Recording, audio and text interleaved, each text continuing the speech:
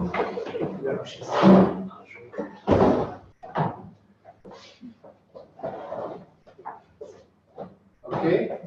so is everything set? Yeah. John? I think so. Okay. Hi, everybody. I'm Alexandro. I'm together with Amir and Denots. We are representing the Scrum Alliance user group, Agile Coach and Beyond. Today we are at the 8th meeting, I think, since we started this kind of events where we are together in this room, but also with other people who will join online via Zoom. I want to say many thanks to Adorni for hosting us tonight, because it was a real short notice. And probably you saw the location changed only at the end of the last week. And today we'll have John, and John will tell us more about who we are, more about what the Agile Coach is, and we'll have some exercise. We'll try to tackle some different dimension of a consultant, of a coach, and of a mentor. John is also an Agile Coach, certified by Scrum Alliance. But yeah, I'll let him to tell a little bit more about him. And welcome to all the people who are now online and listening to us. Thank you.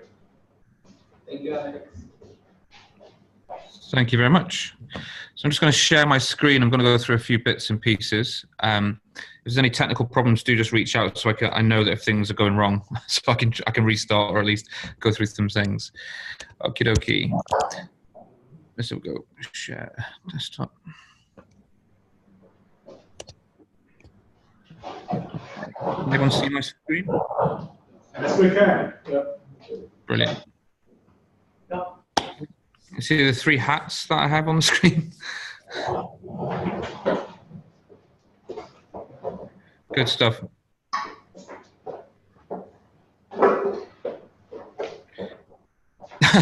You right there? Can you still see? Yes, we can. Brilliant. Okay then. So a little bit about me before we go into this. So my name's John Spruce. I'm an Agile coach and trainer out of the UK. I have a whole heap of badges from lots of different areas. I'm a certified team coach from Scrum Alliance, currently going through my enterprise coach certification as well. I'm a Scrum at Scale trainer.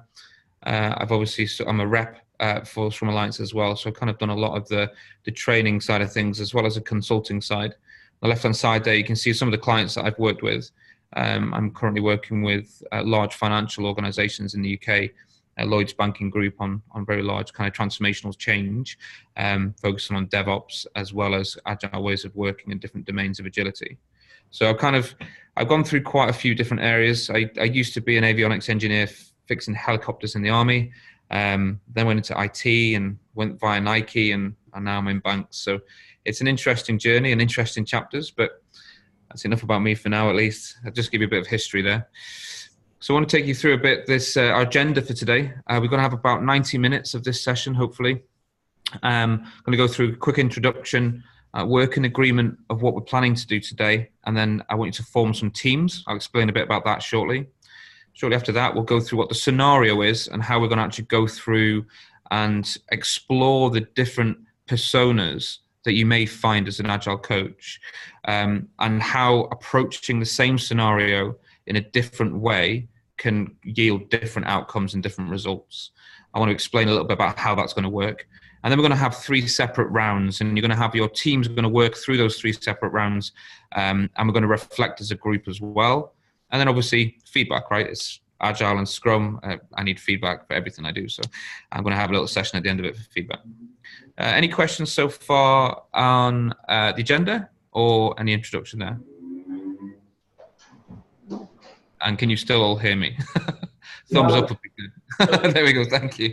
Good stuff. Right. So I'm going to start with our working agreement. It's always best sort of to start in that place, really.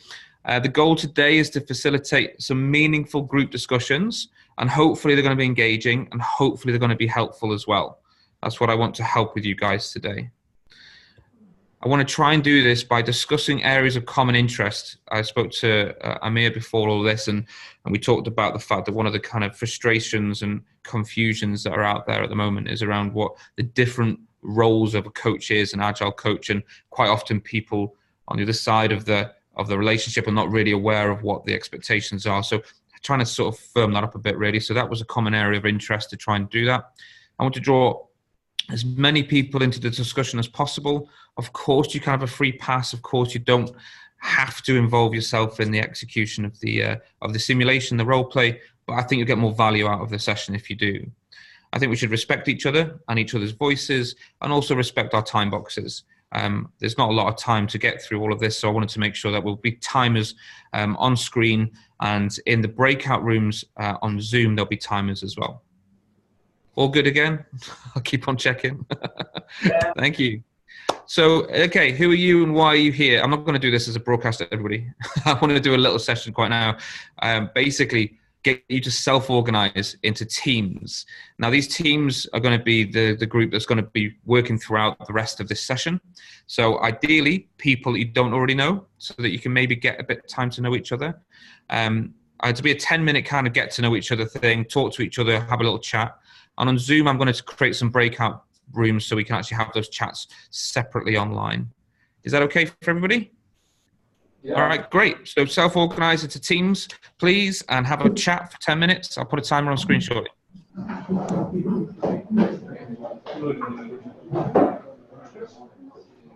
Okay.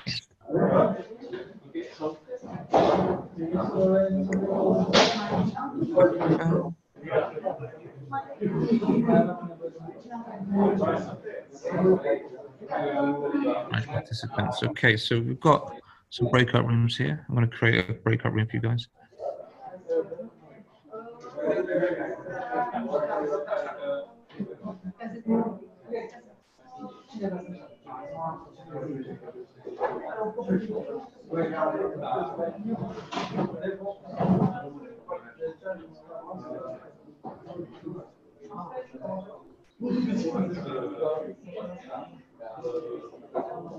Okay.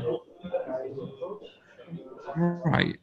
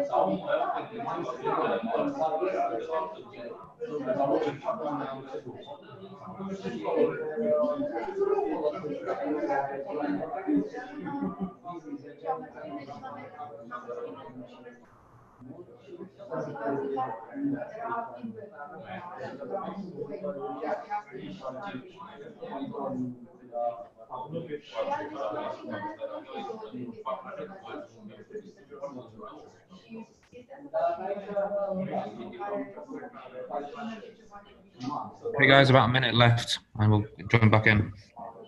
Start bringing the breakout rooms back.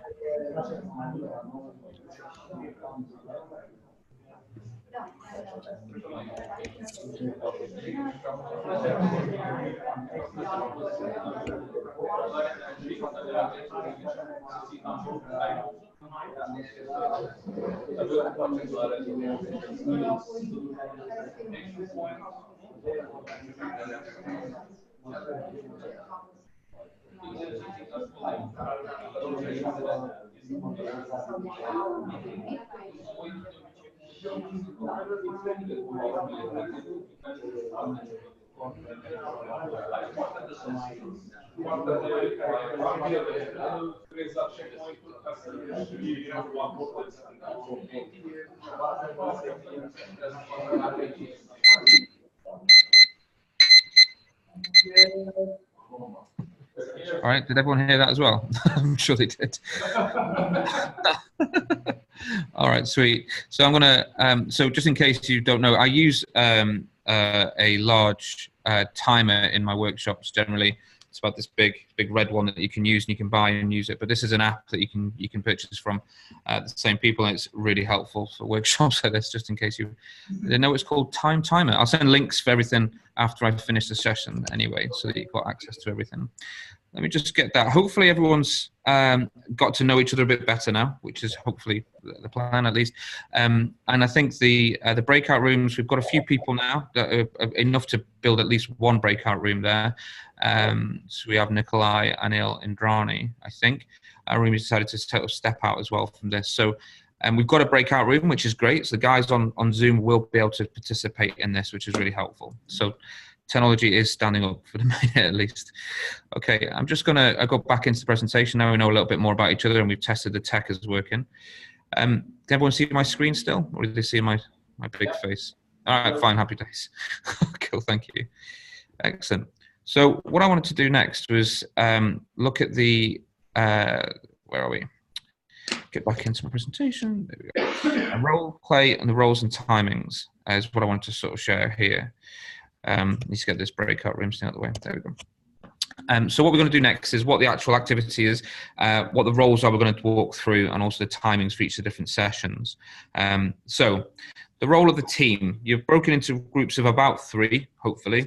And there's going to be 3 roles that are played within each one of these different rounds we'll do. You either have the person who's playing the current persona. The personas are either a consultant or a mentor or a coach. I'll drive you through what that all means shortly. They play that particular persona for that round, okay? Then we have a client who plays the role of the client for that scenario. So they're talking about the problem statement, they're responding back to that persona, and they're having a conversation around it. And a third person for that round will play an observer role. They're the ones going to take down some feedback and reflection as well. And we're going to use a tool called Poll Everywhere, which I'll showcase in a second to you anyway. So we can get some live feedback from the guys on the phone as well as the guys in the room as well. And at the end of each one of these rounds, we'll swap it. So the next person that played the client will become the persona, and vice versa. And we'll just make sure that throughout each of the 3 rounds, everyone's at least had an opportunity to play the different roles. Does that all make sense to everyone so far? Yep. Yeah. Sweet. Next one then. So the role play timings per round. We'll do 10 minutes in your breakout teams. And then we'll capture any observations as you go. So role play that scenario, which I'll talk about shortly. And at the end of that 10 minutes, we'll come back into the main room and we'll all talk a little bit about the reflections there. There should be a microphone to pass around. If not, I mean, it's quite a small group. We should be able to hear each other at least. And we should be able to review the live polls as they come in as well. Does that all make sense again? Yeah. And I'm trying not to be too deck heavy and presentation heavy, but when you're doing a lot of stuff online, it's easier to just showcase where we are. So hopefully it's not too confusing. We're going to use interactive live polls. So if you, in your groups, there's going to be an observer. We need those people to be typing into this, but it makes sense for you all to at least have access to it. You can do this on your mobile phones, on your tablets, or on your laptops. And you can log into pollev.com /Agile Center. And when the polls are live, you can then start just entering your text in there and it'll appear on our screen as we're actually playing through this. You can also text into it, but I find that the app is a little bit easier. So the guys who are on Zoom, you'll need to also make sure you at least have another tab open with this open as well. And then when we open the polls up, in theory, and we did test it before we started the call, it should work, and we should start seeing everyone's feedback all coming in through the actual website. So I get a thumbs up if everyone's clear with that. Shall I move on? Yeah. Thank you very much, guys. So our scenario, let me walk through the scenario so that we can actually get ourselves into the space of role play for a minute. There's a company called Pellets Pedals. Amir has got an online bicycle shop that has become very successful in listening to their customers, which is they want quality bicycles at good prices available online. But he's heard about this Scrum thing from a friend, and he's decided to try it out at his company so he can respond to his customers even quicker. And he's asked for some help. I mean, hopefully Amir knows a little bit more about it than most, but just for the sake of this, the name worked really well, so I thought we'd do for it, right? And his problem statement is, how do I create my first Scrum team, and where do I even start? A little quick note there that Pellets Pedals is currently a fictional company. It might be a real company after this, I don't know. Okay, so that's the scenario that we're going to play these 3 different personas through as we go through this. Has anyone got any questions about the scenario so far? I didn't buy the domain name, by the way, Amir, so maybe we should do that. So the persona will be the CEO, the founder of the company, and he wants help, right? Correct. So the client is going to be the person who's a CEO for sure. The persona will be whether you're a consultant or a mentor or a coach, and we'll do 3 separate rounds. So the first round will be the consultant. So one person in the group will be the consultant talking to the client, who is basically everyone's going to be Amir today. I don't know how this worked out, but that's fine. And then the other third person will be an observer. Does that make sense? Yeah. Yeah. So the consultant will act in a consultant manner in the way that they will. And I'll talk a little bit about how that works shortly. And you as a client, as the customer, as the CEO, will be saying things like, well, how do I start? I've got my Scrum teams here. I don't even know what a Scrum team is. I thought it was something to do with rugby. And let's play that through and see how the persona of a consultant would talk about this in the next round. So a nice little segue. The consultant is the first one we're going to role play through this, okay? Let's just see how this works. So just to clarify what the role of a consultant is, they're generally an expert, and they're generally called in for very professional or technical advice or opinion. They're quite relied on to understand the problem and present solutions to that problem themselves. And they often are providing a solution to specific problems in a specific domain. They're not there to help you grow, they're there to fix a problem. And they often come with their own answers out of the bat. Does everyone understand the idea of a consultant in this context? And everyone understand the idea of the scenario as well? Yeah. Yeah? Yes. Excellent. Okay, so what we're going to do is run a 10-minute round of this. Get back into... Yeah? It's Amir. I have a challenge. What am I going to play? Hey? What role am I going to play? Your choice, man. Let's self-organize. You can be the CEO of everybody. It will be in conflict if I'm a coach and a CEO as well. I don't even think this. You have to step out, man. That'll be it. That'll be the easiest thing. All right, cool. So, and people on the Zoom call in the background there, how are you guys? Does that all make sense to you as well?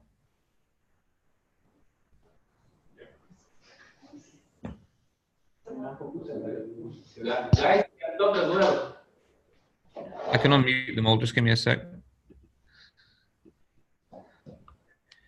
Guys on the Zoom, are you okay? Yes, John. Excellent. Yes, so you we can understand? hear you. All seem to make sense so far? Yes. Excellent. Brilliant. Oh, that's really helpful. That's good. We'll create them shortly. Excellent stuff. So what we're going to do now is actually go through and do the 10-minute exercise. I'm going to try and create the breakout rooms at the same time. So what I'll do is I'll open up now. So this is what you should be seeing on screen is the live poll everywhere screen. Yeah. Excellent stuff. So in this round, what I'd like you guys to do is as you're observing and feeling different things here, as part of a consultant persona, just drop them in here so we can start going through them after, if that makes sense. Yeah. Excellent. All right, 10 minutes, guys. Off you go.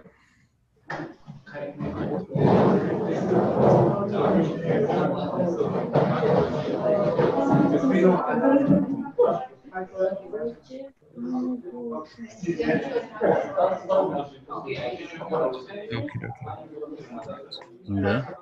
Yeah. Hey there. How you doing? Just going to create some breakout rooms for you guys to get into. Okay.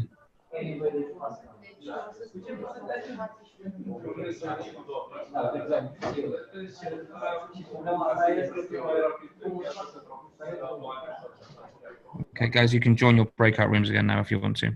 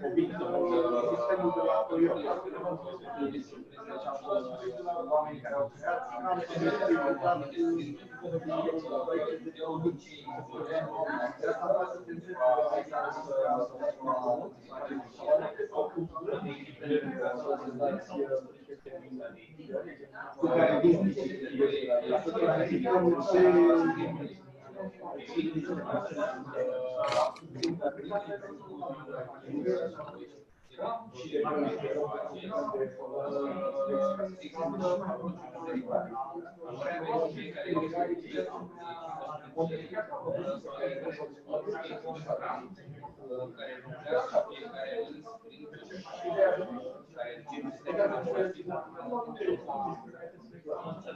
Acum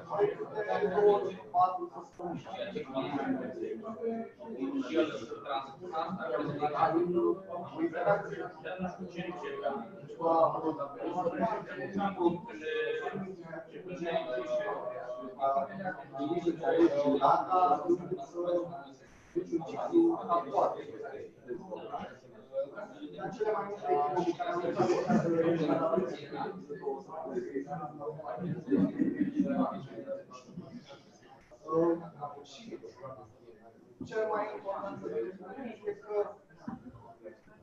procesul implică o întâlnire de planificare,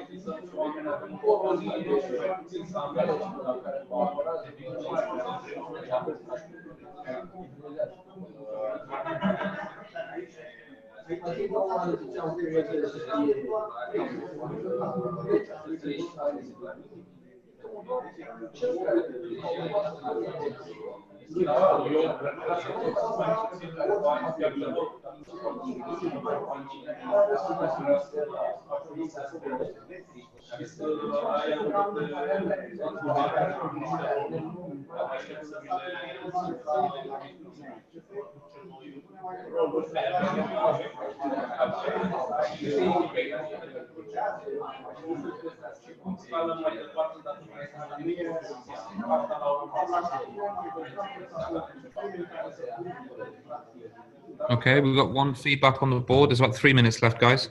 We're going to get some feedback in there.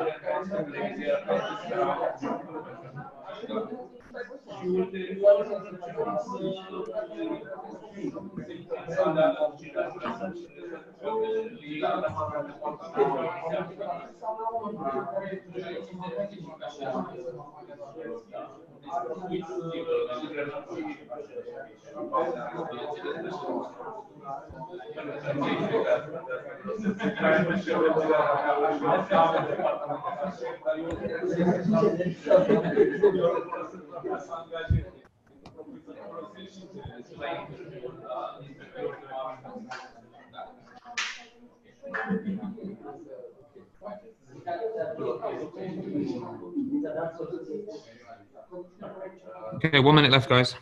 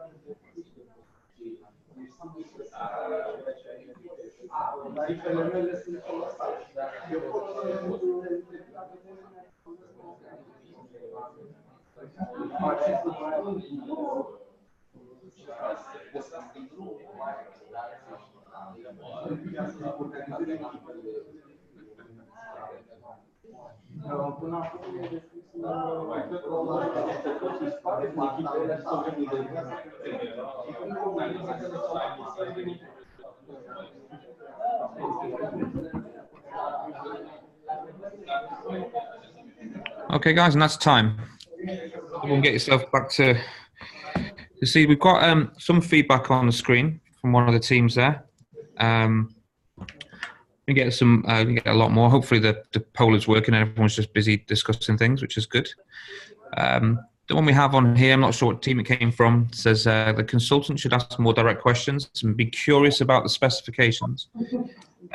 We'll go around the room a little bit, seeing as there's not the stuff on the screen. Is there a mic, or can we just speak out loud? What do you think, Amir? Should we just go around, or? Yeah, we can do so. Who would like to start? Yeah.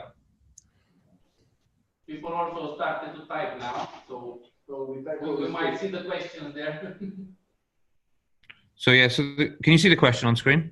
We can see the first one.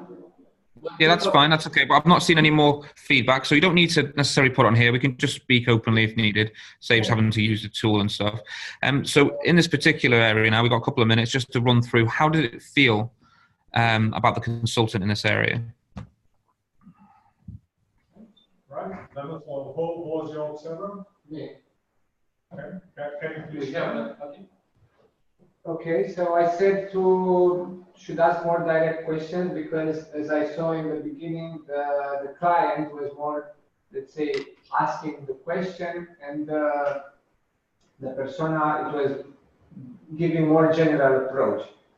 So from my perspective, I was thinking maybe the consultant should go more in deep and ask specific to come up with an idea. It was good to give general context because the person was nothing about Agile, about Scrum, but also from the first contact, at least to try to understand more about the specification. That's great. So thank you very much. That's good. Anybody else want to share at all from the room? Next team. Yes. So in our team, the consultant tried to explain a little bit the framework, what Scrum means, what are the concepts, what is the theory behind it, that we started in Toyota, so perhaps can be applied also for our customer, because the customer produces bicycles, so it might be the case. Also try to understand a little bit what is the problem, what is the scope of this request. We wanted to optimize a little bit the process, also the production and the online selling part. And he tried to explain that Scrum is kind of a box in which you put a lot of tools, and the team should be self-organized and choose the tools that they need to use. So from my perspective, it was in 10 minutes, explain a little bit the Scrum concepts, and this is the starting point. All right, that's interesting. Yeah, so came with his own kind of opinions of what it would be, and sort of understood it and brought the theory as well to it. Yeah, okay, that's great. Thank you very much. Next person.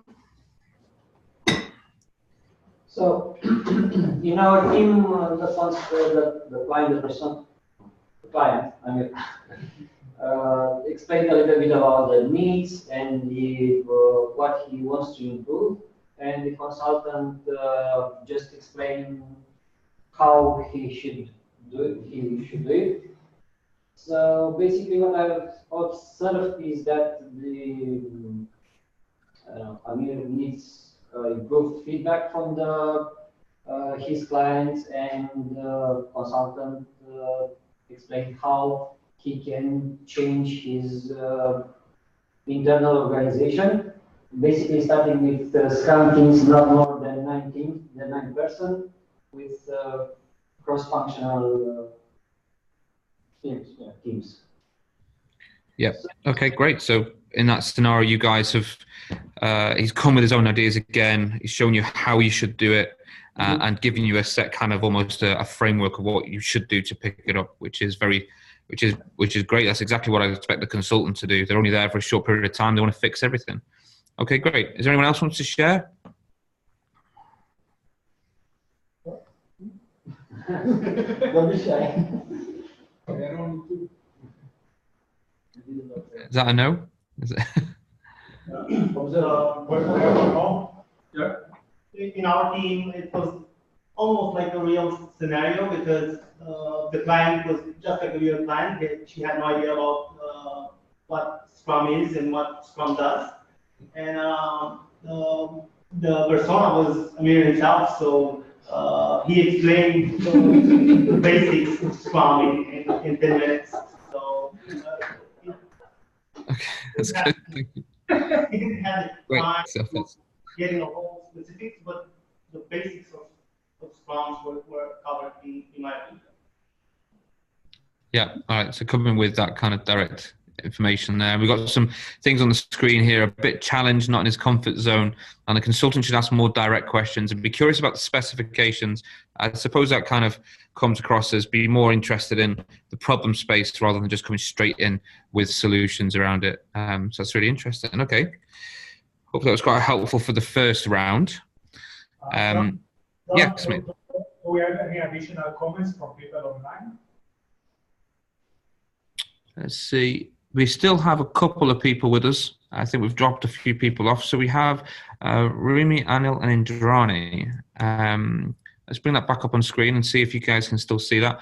If you want to come off mute, you guys, and feedback into how it came out in the breakout room, that'd be really helpful. Thank you, Amir.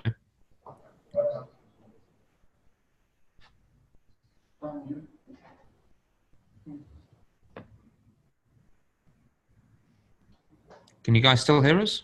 On Zoom as well? Yeah. Okay. just gonna. There we go. Hi, Anil. You okay? Yeah, we can hear you. Great So, stuff, man. Indrani, you want to share anything from our role play? Anil, maybe you can go ahead and share. Okay, we were really struggling around, a bit discomfortable, like these two areas that is being already put in. One, we were a bit challenged because of the domain. We didn't think of it, how this is going to work in terms of bicycle industry.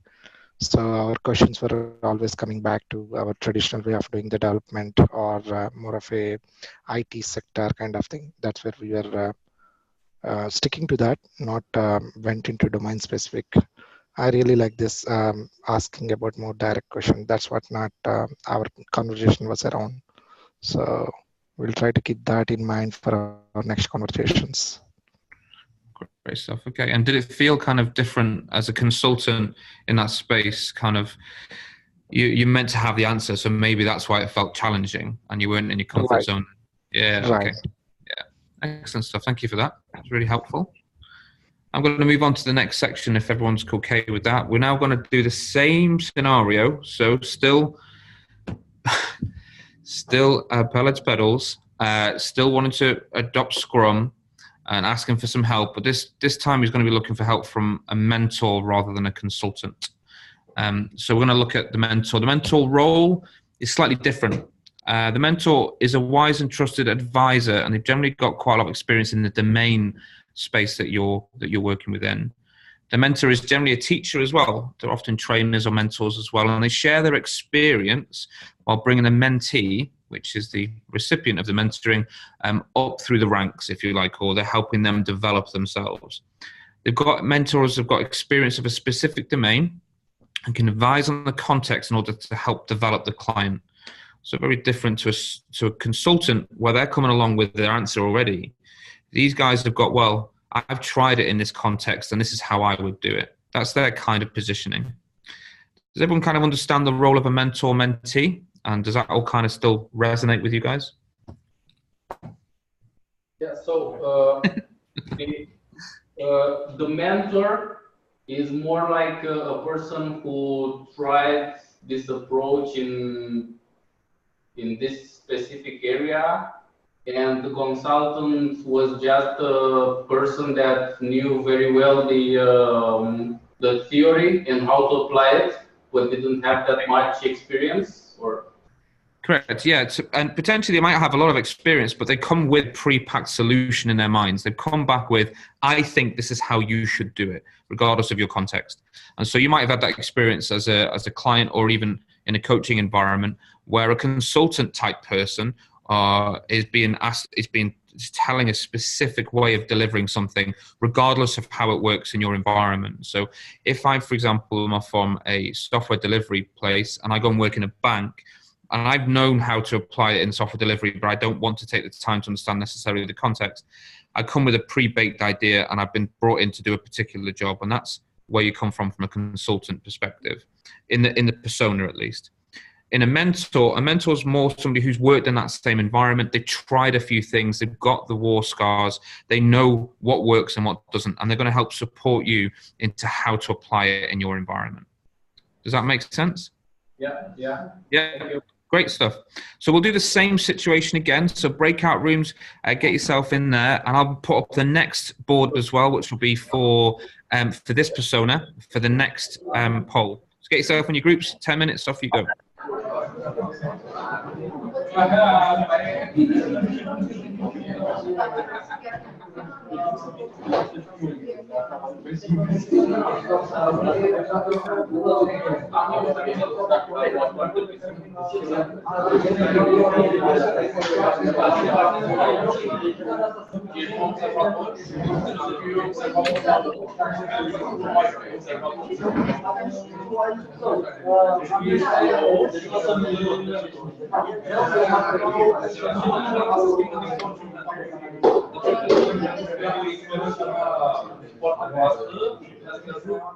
Să te asiste și variabilor care apar în sistem. Deci procesul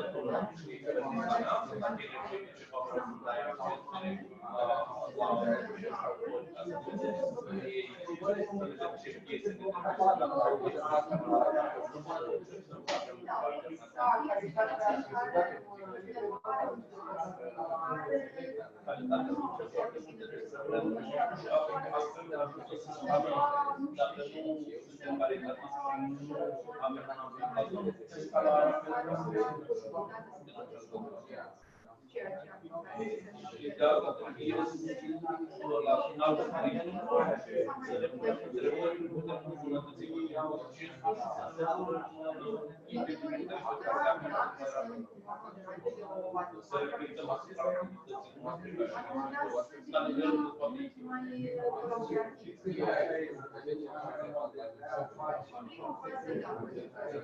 este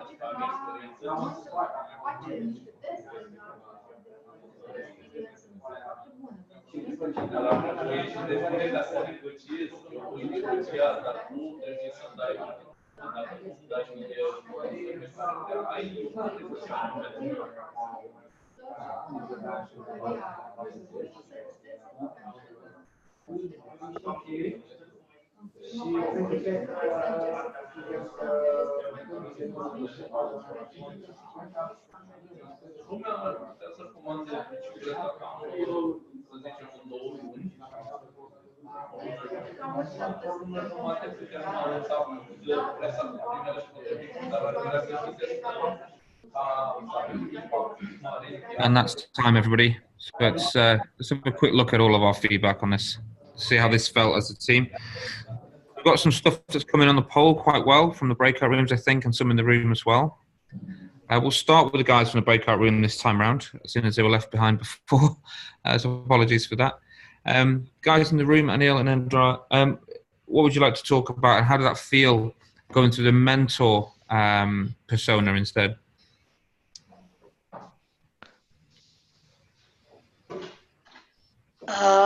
Mentor persona, like we were doing the role plays, myself as a client and Anil as a mentor, but mentor shares, explains the things or shares the things from his experience, how it worked. I think that has given a better confidence to the client rather than playing the role of a consultant. That's what the difference I felt. Great, so thank you very much. I think that's a problem with the consultant who's not having the domain experience first time. It's not the role of the persona, it's the person who is playing the persona. That's what we shared, John. We have difficulty in understanding the domain aspect, and we were not comfortable when we are doing consultant. Whereas the mentor, it was more around we understand the client a bit, and we were planning about how it works and how we should play safe, and how we can see results. How do we, the client come up with very good questions in terms of how I can see I am on the right direction kind of conversations. That answering those from our experience really helped client gain confidence to try this way of doing our proposed way of solution. Great stuff. So from their knowledge, the mentor was offering advice and guidance, as well as sort of saying, I've seen it work in this way, which, like you said, builds confidence in the client, right? Because they know that it's not just theoretical, which is often the thing that we end up sort of hitting against when we're doing this type of stuff. It's really helpful. Thank you very much. And let's go around the room. Let's see what people in the groups in the room felt the difference was, and how it felt to be in that sort of mentor persona versus the consultant persona. Anyone? Hang on a sec. Have you got muted there? I don't know if you guys are muted or not. No, we're not. No, Oh, you're not. okay. Okay, I can say. So I was the observer here, and I've seen that the mentor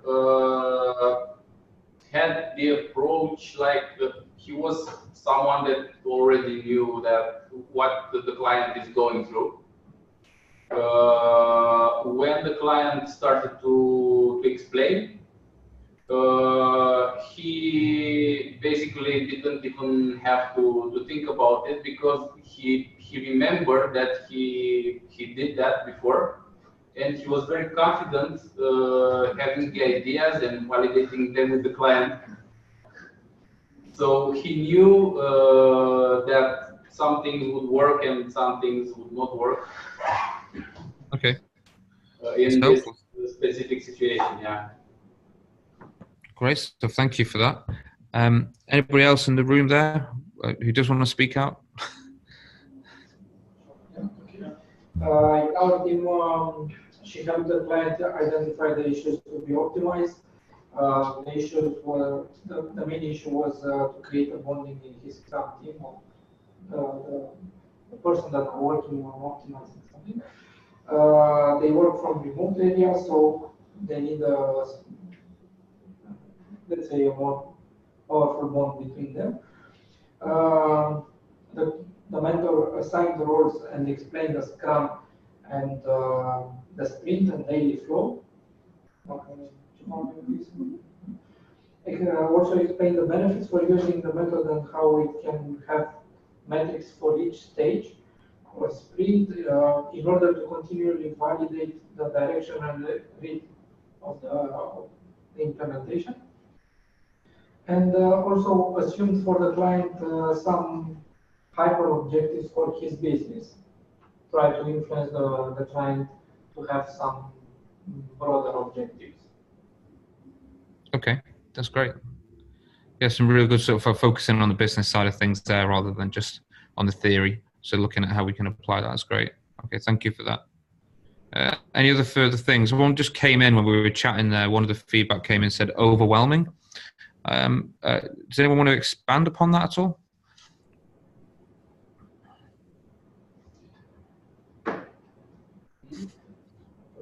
Is that a no?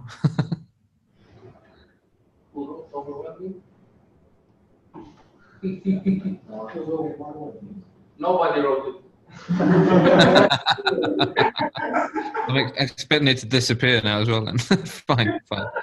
Okay, as I said before, it was a free pass, so you don't have to respond if it's not a thing. It's just interesting to sort of delve into this if we needed to. All right, so we got a few kind of themes coming out there, as you can see on screen and in the discussion. The mentors come in with ideas. They help to validate things with the client. They've also kind of already got the experience, so the client's got more confidence as well, which is really quite interesting.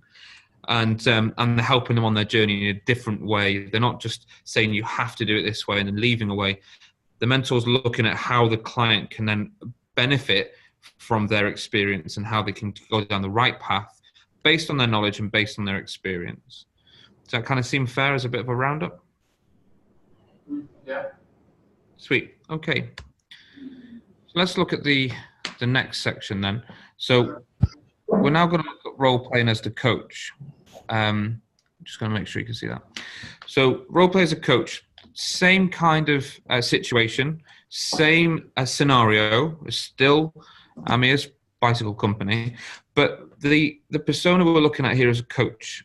And then this is where everything sometimes gets a little bit confusing for people, because coaches don't have any real domain knowledge as such of the subject matter. Their subject matter expertise is around coaching specifically, which is slightly different. So according to the ICF, coaching is defined as partnering with clients in a thought-provoking way and a creative process that inspires them to maximize both their personal and professional potential. The coach is a subject matter expert at coaching, but not necessarily the subject matter expert of the client's coaching topic. The job, they don't necessarily need to know the ins and outs of the bicycle company. And quite often what they're there to do is to ask the questions that help the client understand the answers themselves. They often have the answers baked inside them already.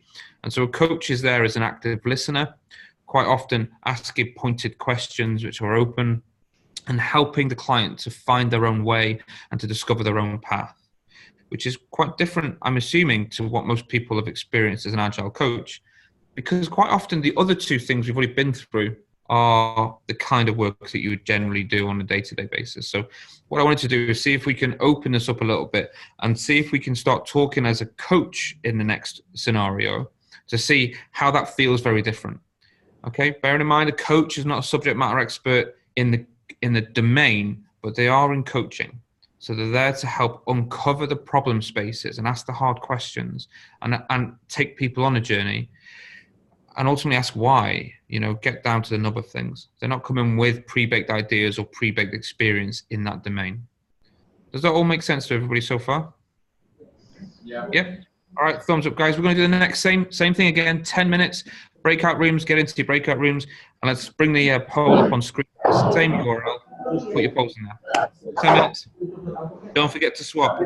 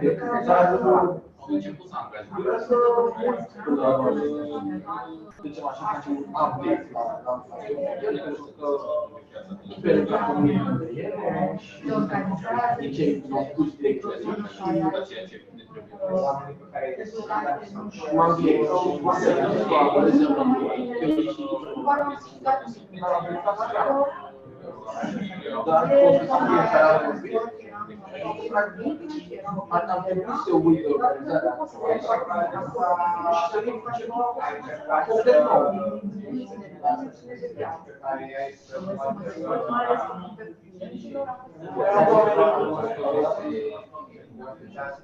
Cred că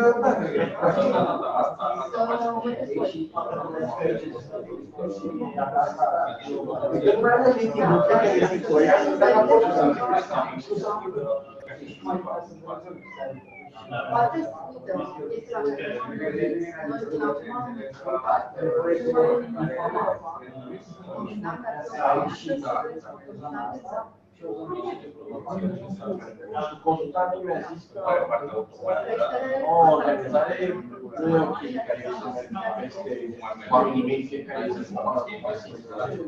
Dar am putea period să una, două, trei,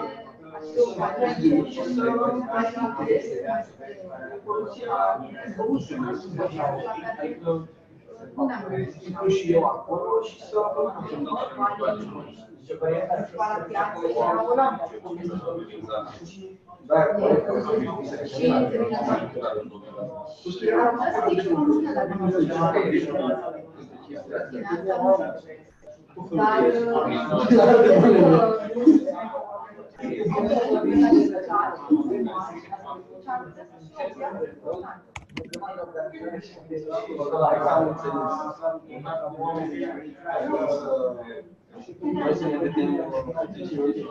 About 3 minutes left, team. să nu citească și eu zic că se iau de la mine. Eu să merg la fiecare echipă și să văd ce este oamenii care consumă mult mai mult timp. Asta este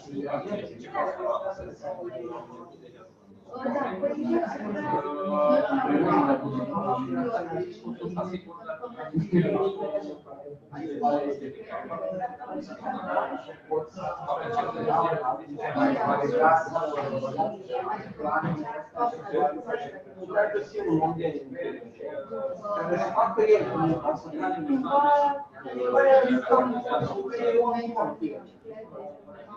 în fiecare zi sau când am nevoie, mai dau un și pe mine mă fac că am un om pe care îl termine și trebuie să merg în fabrică și astea ca să mă gândesc și la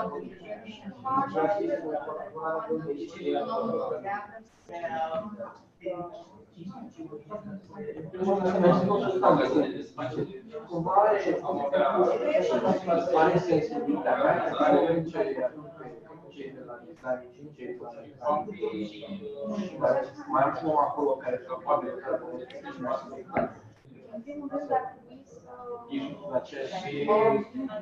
am o vedere, adică încă prin directorilor, în aceeași echipă și nu au variat. Cum stăm acum și vorbim, și asta va fi să întâmple.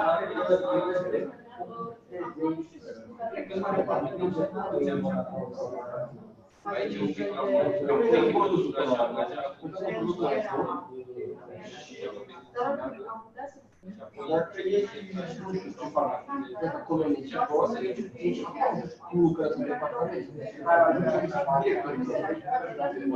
Acum, ce om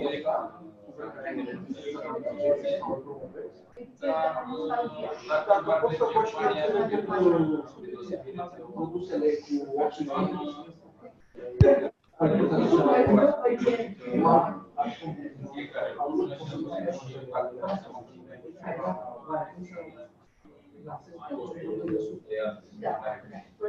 About 30 seconds left, guys.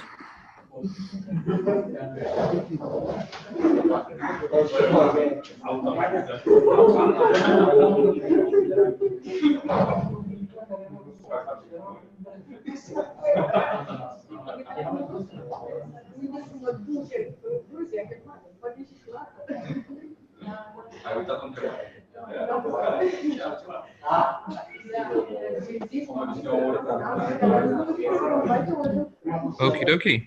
I think we've got everyone back from the breakout rooms. Has everyone finished the discussion in the room? Okay. So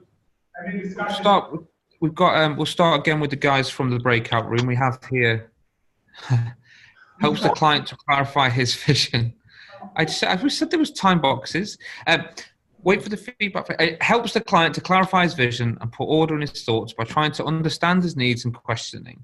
So it's a very different approach, I think, to what you've seen before. I'm not sure who wrote this, whether it was from the breakout room or not, but it's a very different approach to what you saw before from the mentor providing advice based on experience, a specific domain, and very different to the consultant who's coming in with a clear idea of what they think you have to do and you just need to execute it. So who wants to take that further? Was that somebody from the breakout room who wrote that down? Yes, John. So Right. yeah, it was very clear. We experienced a clear difference between the mentor and coach persona.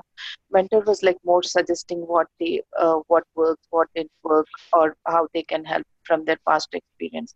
But with the coach persona, it has driven like when the client is unclear of how to go, what they want to, arrived at a solution of what they want to do, how they want to do, all those. And by answering the questions that were put by the coach to the client and arrived to that solution. That was great. That was the difference. Excellent. That's really helpful. Thank you for that. So in the room, is there anybody else, or does anybody else on the call want to sort of explore further?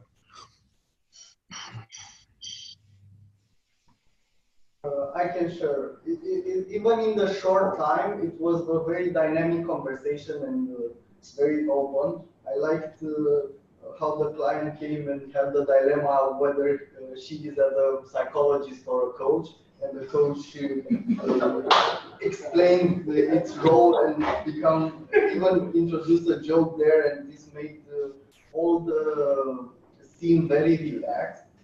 Then the coach invited the client to define the objective and started talking about the scrumping teams and then sharing some of the feelings regarding implementing these methodologies, like lack of control, fear of uncertainty. The coach was listening a lot and put a lot of questions to help the client dig even further. Then it tailored the conversation towards generating some options and asking what are some of the problems, what are some of the solutions, but let the client put the solution there. What I find it very interesting is that at the end, the conversation was absolutely moved away from the Scrum, and the client realized that he has to sell bicycles in Russia. So Scrum is not even a problem.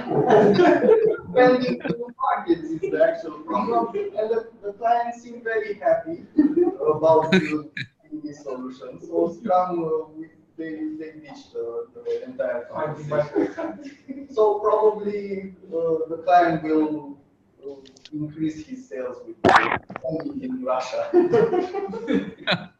That's good. I think you've raised a few things in that, which is quite interesting. You said that it was like too short time for exploring. It felt that you had so much more to discuss. The dynamic of the conversation was a bit more varied, a bit more interesting, because certainly you've pivoted the conversation from being talked at to being to you be able to talk back to the client. So the conversation's a different dynamic, the exploration's different, and actually you may not need a new website, you may not need new Scrum teams, because you don't know what you don't know, and actually a coach can help you find that why and help you find that purpose. And that's why it becomes more interesting, because the conversations are very different. It's not just being told what to do or how to apply a particular thing from a different conversation. It's more about getting to the underlying reasons behind it and the drivers. And so the joke about the psychologist thing is actually there is another, there is the kind of a fourth persona which I didn't bring into this, which is the counselor. Or the kind of psychologists. And quite often that's a hat that we wear as well. People talk to us and they vent their concerns, and it's like, well, we're not here, I'm not here to fix everything, but I'm here to help you kind of find your way. And this is the kind of point I've been trying to sort of to talk about. We'll go to extra feedback throughout the room as well in a second. But the Agile Coach type of persona, the role of an Agile Coach, often wears different hats depending on the context you're in. And I think if you're in a context which required very direct consultative advice, you would put the consultant hat on and say that. I think where the lines blur, and it gets really hard to be a pure coach in the way that the coaching conversation you've had here. And although the conversation was dynamic, it was probably quite hard to steer away from trying to advise them on how to do stuff or to tell them how to do it. And I find that's one of the hard things for somebody with experience in delivering all this stuff. You just want to sort of almost push them out the way and say, oh, let me show you how to do it. But the coaching stance is a very different one, and actually can be very rewarding for both parties, I find anyway. That's great. Thank you for that. That's really helpful. Okay, let's go to some other teams. Who else has got some thoughts there or feedback? Yes. So in our case, of course, every client or CEO has a vision, but this vision is with the help of a coach can be clarified. So help him clarify his vision and put order in his thoughts. And this is done by trying to understand its need first and then questioning every step, because the guidance is done through questioning and trying to narrow his thoughts, to define quite clear in its head the scope and to make his vision approachable. This is what it happened right now in this case. Great. And how did that feel to be just in the wider vision and the bigger objective and the why versus talking about how a Scrum team's formed and delivery? Did it feel different in the conversation? Did the dynamic feel different?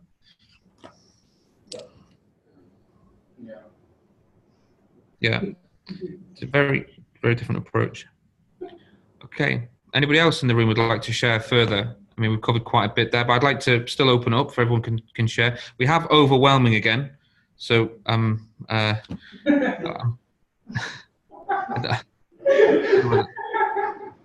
don't know whether that's just my beard is overwhelming or whether it's the conversation or whatever. I do tend to speak quick as well, and that can sometimes be a little bit too much, or the content could be overwhelming. I don't know, to be honest. Is there anyone else in the room, Amir or anyone else who'd like to sort of share further? Yeah, for us there was acknowledgement. So there was acknowledgement in the sense that the coach appreciated the coachee well the person is, and also encouraging in that sense.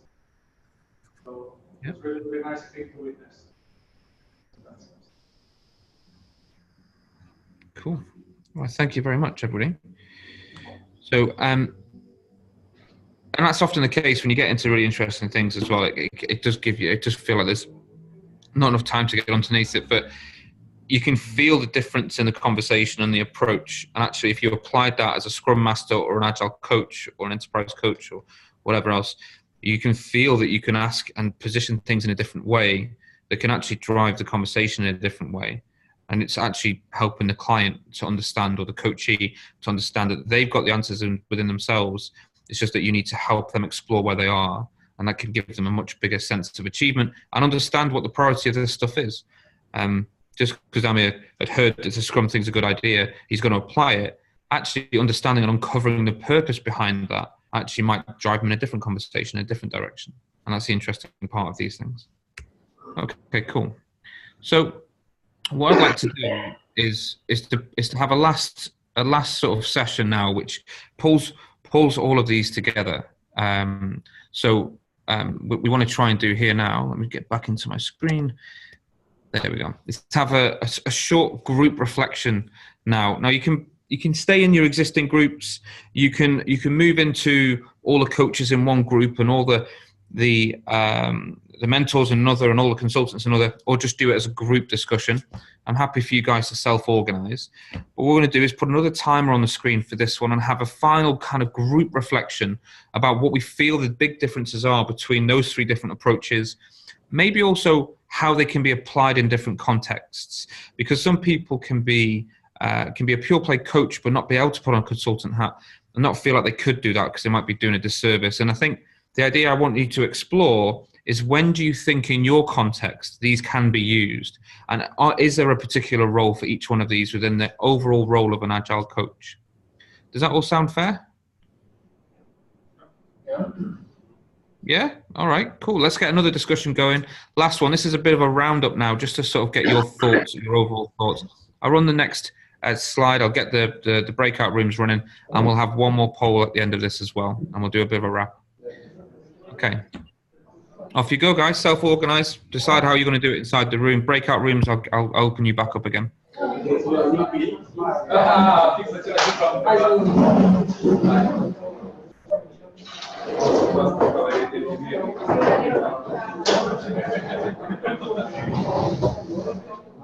Unde sunt consultanții, că vreau să stau cu cea care face bani.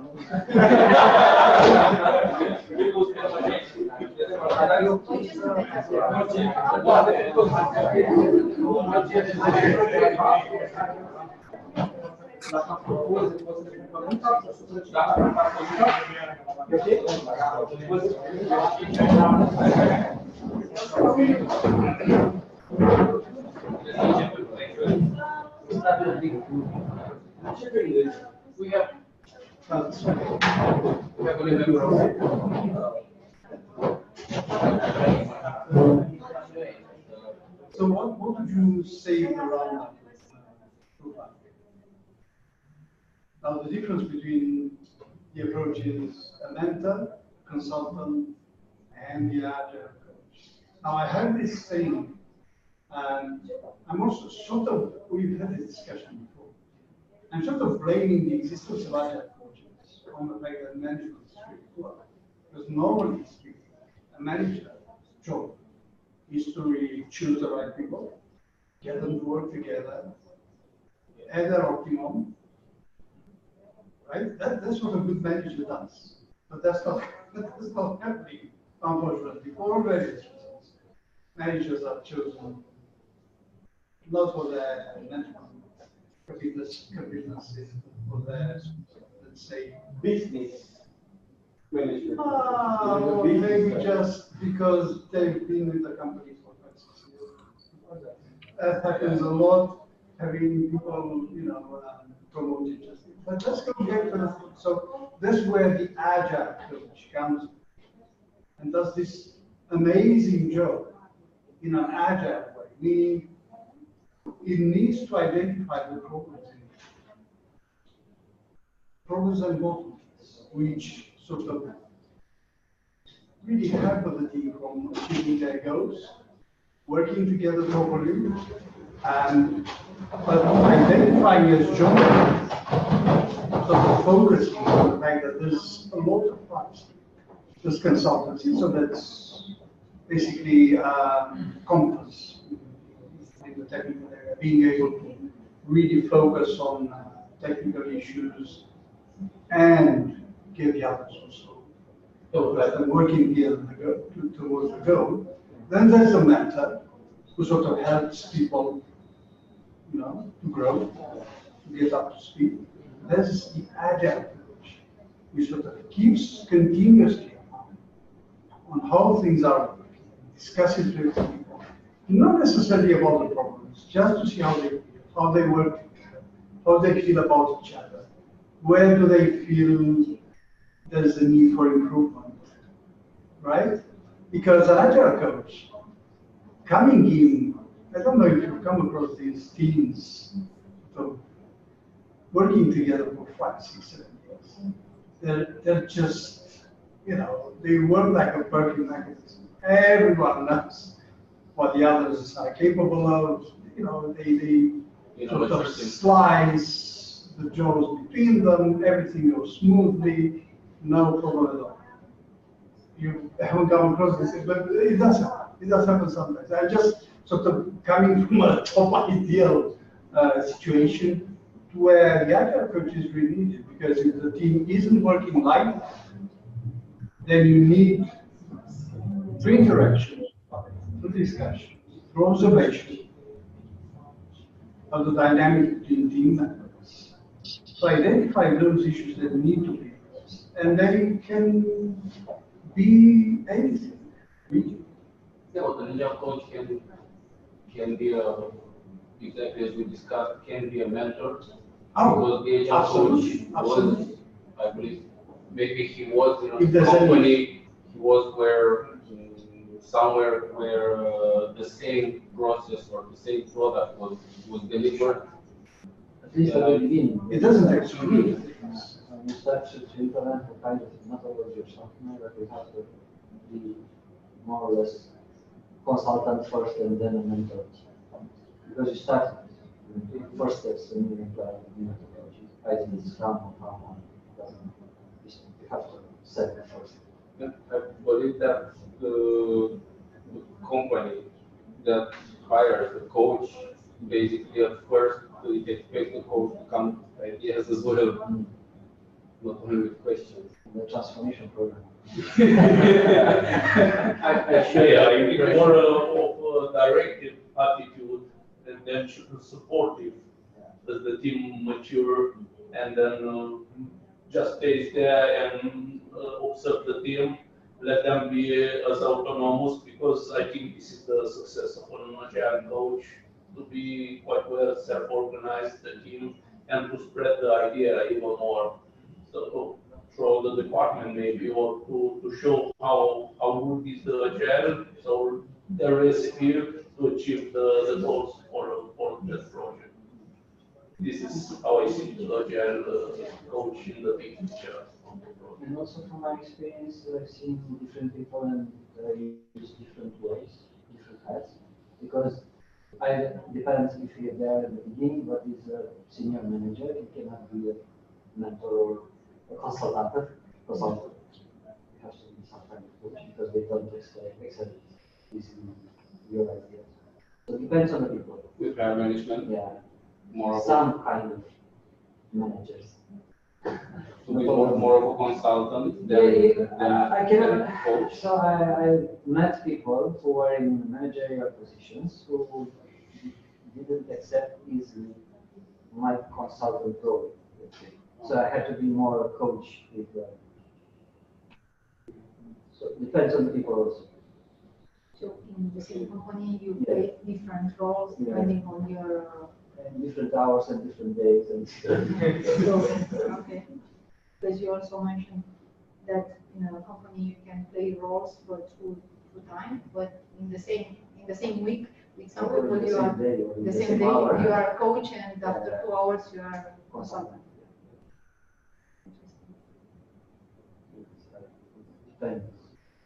For me, the most difficult hat to wear is the mentor one, because the experience comes to play.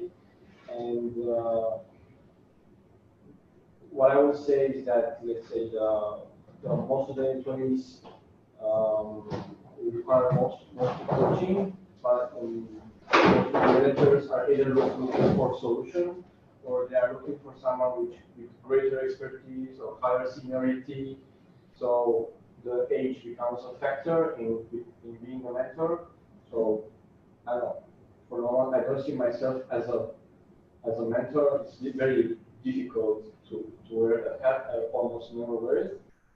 But regarding to what you said, like a manager doesn't consider me valid, like on the same level with him. What I did in a particular situation, I went to the person that said, okay, you are going to coach us, and I said, okay, put me on the same level with the managers. And from that moment on, we were all in the same room, like reporting to the big boss, and I was just telling them with them, and the discussion kind of changed. Although I didn't have any authority, but we were in the same room and having the same discussion with the big boss, and the big boss talking back to us. So then we were, kind of the same level. It's a game of control. And power. And adică funcția materială. And so I'm dismissing for myself at least the mentoring part. And if I would just say, I would say that the management usually wants solutions, like a plan. You come in our company, you want to come with a plan to do this, to do that, we want to achieve this, how do we get there, how do we measure, even if it's agile, how we were talking about agile audits before we started. I overheard the conversation, like the progress of agilization, we are 20%, 20%, while most of the people just need the remembering of how to collaborate and to work together and be open, because they were just told like, you do this, you do that, and that's fine. For so long time, like they don't even talk. But also in my limited experience, I noticed that organizations tend to function in, let's say, like in parallel procedures. Like there are some people which know each other, like maybe some kind of friendships, like this department with that department. So if you want to really solve something really fast, you go on a friendship. I know a guy that can tell me that. If I go with a ticket or procedure, it will take like how long? What's the maximum SLA? 2 days. Okay. 2 days. So you got about 5 minutes left, guys, of the debate. Is there any more kind of angles on the Agile coaching? I've been listening to some of those cool things there about how the Agile coach role is very different in different environments, and maybe some of the experiences you've got on that. yeah.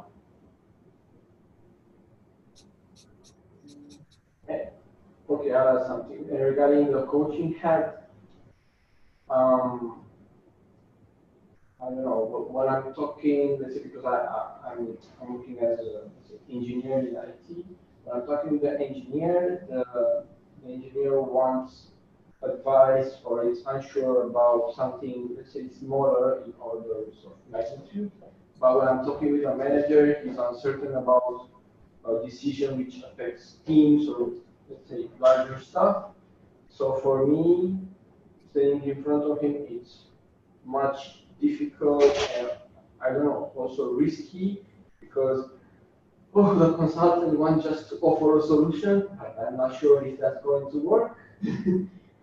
and yeah, that's why I mostly stick with, let's say, teams as in Scrum with developers and such, because also that gives me validity based on my technical experience. I was one of you, so we are kind of the same. But talking with managers, I never was a manager. So if a manager comes and says, "Oh, have you ever been a manager? So you can give me this piece of advice?" I was like, "Oh, no." So I'm just okay, boom, out. But you can put the coach at just interesting questions. Why, and after a while, he will figure it out without being you the responsible. Yeah. So not the consultant. Try to be a coach. I have another example, talking with a friend, and I've seen that management sometimes tends to want the coach to be more of a consultant, because you are coaching the managers, you help them come with ideas, with things to implement, and then they are asking questions like, okay, so you are telling me that I should do this. If you came to that conclusion, then yes. And then the manager says, okay, then you go implement it. they are trying to make you say that it's your idea, pass responsibility to you. I've seen that as well. In a friend's company. Not enough. Can I also add my perspective? I work as a coach, and as a professional coach, I'm only coaching, not other types of consulting or mentoring. But from my experience, I've noticed that we can work with a client, and especially clients are highly willing to work with a coach when they are stuck on something and they don't find any solution. And we can coach them to the point that they are not coachable anymore. and then they really need a consultant or a mentor or a motivational, not speaker, a motivational friend who can encourage them to find solutions as they did in their, let's say, earlier or previous success. And then it's not about coaching, it's helping a person to overcome a road blockage they have. So going further from that moment, if the situation, if the solution is coming back to you, that's a great idea that we found together, so maybe you can help me implement it further. No, that's that's not how things should work. But I think I learned from my coaching mistakes that from time to time it's really good for the client and for the process to assume different hats, like a consultant, a mentor, a friend, just to be there for that person to surpass the problem. Because in many situations the client is saying, okay, whatever, do your magic. I don't care what you are doing now. I'm paying you to solve this. So help me solve it. Either it's coaching, psychotherapy, whatever. Help me solve the problem. And with minimum work, expensive resources that are consumed. I think we've got everyone back in from the breakout rooms now as well, and we've just on time there with the closing out of that. So we didn't get any reflections up on the poll though, but I did hear some good stuff because you've got your coaching circle going on and having a bit of a chat, which is really good. I'll turn to the phones first. I'll turn to the Zoom callers first to see what their reflections were on the impact of those different approaches and what they thought. And how that might change the way that they kind of look at things going forward. Anil? Yeah, we started the conversation since we are only the two people in the room. So we started looking at where we are playing these roles on our day-to-day life. And is there any opportunities that we can play these roles on day-to-day life, where we are being a consultant, where we are being a mentor, where we are doing the coaching. Those are from these learnings we are able to draw certain lines on where we should be doing it or where are the opportunities around it. So we were able to share how we are doing it on day-to-day life, how we are helping the other teams as a consultant, other teams as a mentor, or how we are coaching our teams or the other teams, Scrum Master or coaches. Those are the various things we discussed and looked at opportunities that can help us explore more from tomorrow on, how we can apply them. Did you find any, when you were discussing it, do you find any challenges to how you may be able to apply this, the different approaches? So we are stepping up onto a different role. Being a coach, suddenly we see they are not going around. We are instead so far until this point. So we tend to jump into a consultant role or a mentor role. If I am in your space, this is something I could have done, kind of thing. We end up giving the advices, then moving with our coaching aspect. So we used to fall apart. That's something we should be working on. Yeah, and I think that's the thing, really. I think I'll come to it in a minute. There's a really important part of coaching that a lot of people struggle with, especially in the Agile coaching space, because the people who are hiring in coaches to help support. Somebody who hires in coaches to support are not necessarily understanding what they're hiring for, and quite often they want a problem fixed rather than to basically explore the underlying problems in the problem space.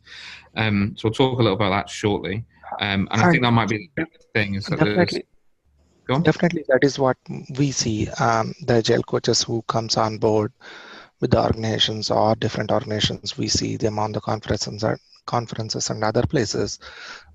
They have or they perform more of a consultant role than a coach role. That's what we feel. But I don't know how we can avoid the same mistake and be a coach, and how we can draw a line where we should be a coach, where we should be a consultant.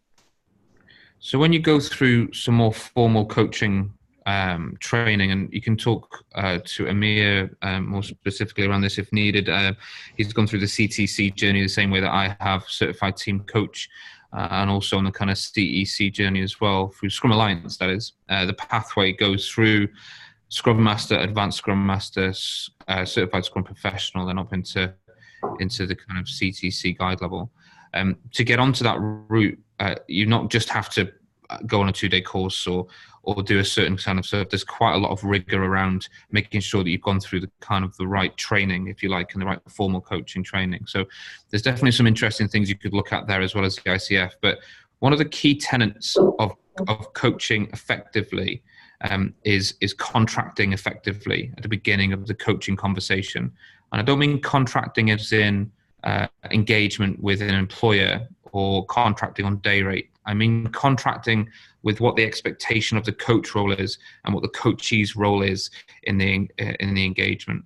And quite often, because the coachee is not really in a position to understand what they need yet, the default mechanism is a lot of people fall back on, well, you need me to come and fix a problem. I will train some people, i.e. mentor. I will tell them how they could do it, i.e. consult. But they're not necessarily asking the harder questions, because the coachee, the client, doesn't know that they need to have the questions asked. So I paid you a rate, go and fix that thing. I heard some people discussing about it earlier on. And I think if you can, and I've been foul of this before as well in some of my previous engagements, where I felt that I've needed to add value to the customer in some way, add value to the client in some way. And although the work I was doing was not pure coaching, I could have added more value as a coach by helping the leader understand and unlock their potential. But actually, I was trying to just get stuff done and try and help them out. And so I was kind of falling into that consult kind of mentor position, which is what a lot of Agile coaches tend to feel like. You're right, in that space. And so the harder job for us is to help us elevate out of that space of working in the problem space and actually helping them fix their own problem space.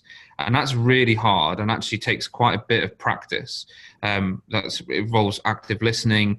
It involves lots of contracting understanding. It involves a lot of helping them understand it and going through some of the kind of coaching frameworks like Clear or Grow. I mean, we won't go into all of this stuff now. Maybe it's for another day. But the point being is that an Agile coach is not just a Scrum Master with a bigger day rate. It's somebody who's had coaching experience to help the leaders and the organization know that they've got the answers within themselves, and then you're not there to fix the problem. They are the ones who can fix that problem. They just maybe need to ask the right questions to reflect on that. So I think that was really good, actually. Thank you for that. It was really helpful. I'm going to open that back up to the room and see if there's anything else we can bounce off there. Is there any other thoughts on that that discussion there? Apart from overwhelming, which is another one I've got.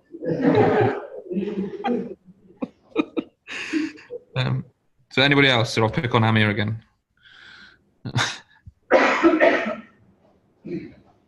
right, there we go. Off to you then, Amir. Let's start the conversation, man. Any further thoughts on that reflection there?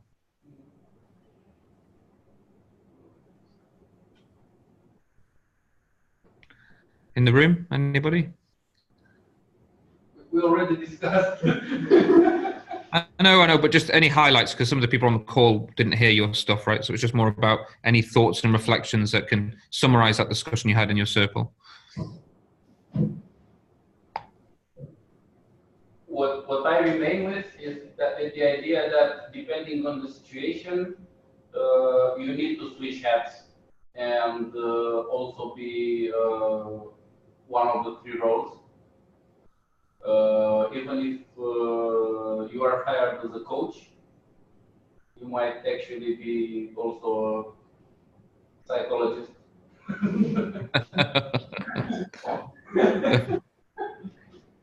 I think just to reflect back on that myself, I think that contracting piece as well is really important.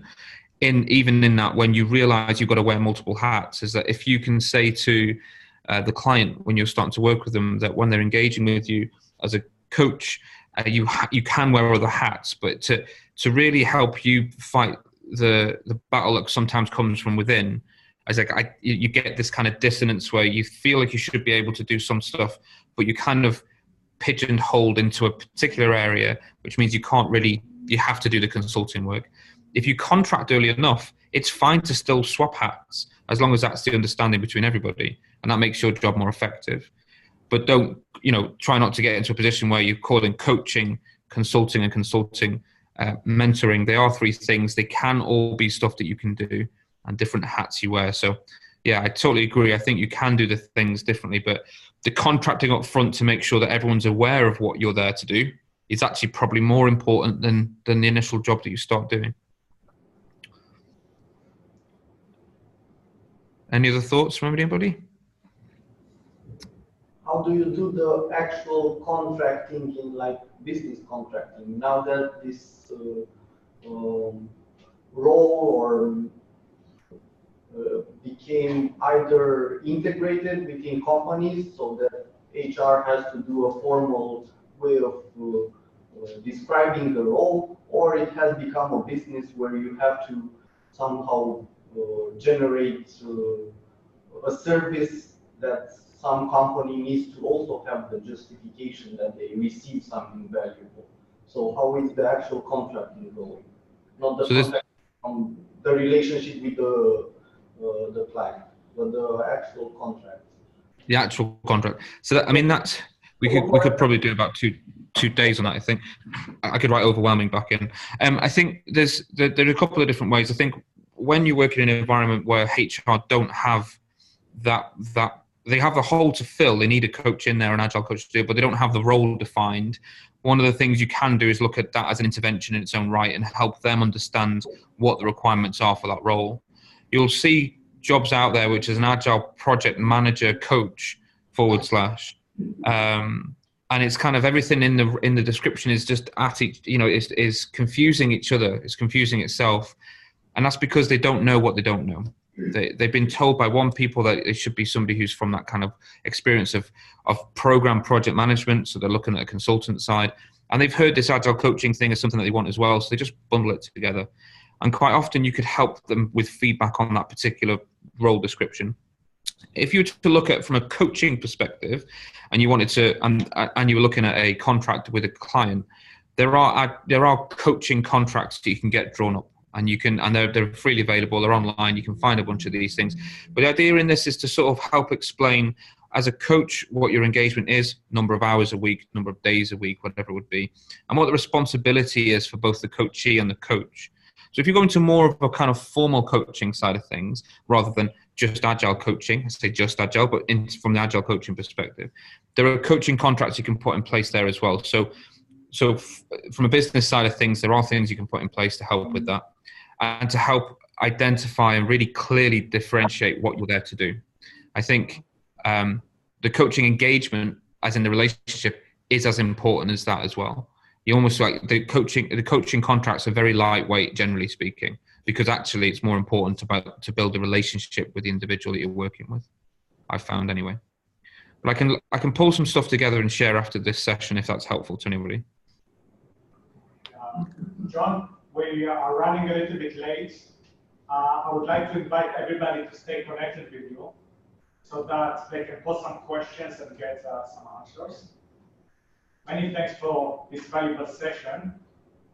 Alex, if you'd like to wrap up. Yeah, so thank you, John, for this nice approach to make some interesting approach for all of us. And also to our friends who are connecting via Zoom. We'd like to thank you for staying late with us tonight. How was the experience for you, John? I thought everything worked pretty well, to be fair. It's different. I think I need 2 laptops next time to help manage both the call and this at the same time, but I think it worked quite well, really. I thought there was some really great engagement in the room, some really great feedback. I thought it was really good, actually. And I really appreciate and I'm thankful for you guys for inviting me into joining you guys on this. And hopefully it's not my last time working with you, regardless of how overwhelming it is. just before we leave, I've got one last one, which is a feedback on the poll for me, just from 1 to 5. And I can't see hands in the room there, that's all. So if you could get a fist of 5 there, maybe on the screen there, we're looking at, I'm thinking like return on time invested. So you've all spent some time out of your evening tonight. It's volunteer time. It's time that that's there. And it'd be interesting to know how you felt about that it went today for you, just so I can improve if I need to. And then we can wrap up. Okay, so thank you very much. John, with your approval, I will download this video and upload it on our YouTube channel, where we have our other videos as well. I will send you a formal request on email, so we can apply for this. I will also share our YouTube channel again, where we have all our recordings until now. Round of applause. Good job. Thank you very much, John. Take care now. Thank you, John. Have a nice day. Thank you so much, guys. Take care now. Thank you, John. Bye now. John, if you can stop the recording, or if it's already stopped. There we go, mate. It is now